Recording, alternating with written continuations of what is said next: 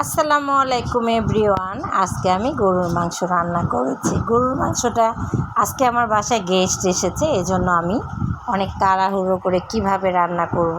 আর আপনারা জানেন ভালো করে যে আমার প্রত্যেকটা রান্নাই খুব ঝটপট রান্না।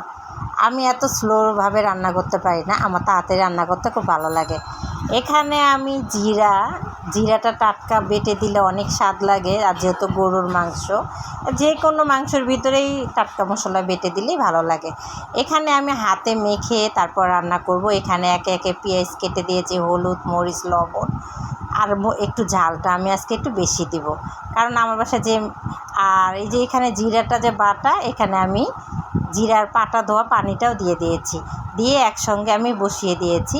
বসলে তাড়াতাড়ি করে হলে সবাই বলে যে আমি বসিয়ে দিয়েছি, আর আমি বলেছি বসিয়ে দিয়েছি। আচ্ছা, একই হলো, একই রকম, একটু উলটপালট হয়েছে। আচ্ছা, যাই হোক, এখন আমি একে একে করে তাড়াতাড়ি করে যেহেতু রান্না করব, আজকে আমি ওইভাবে সময় পাবো না।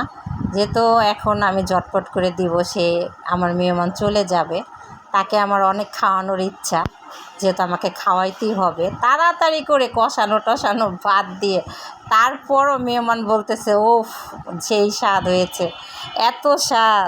আমার মতো ঝটপট করে আপনারাও রান্না করবেন। আল্লাহ হাফেজ।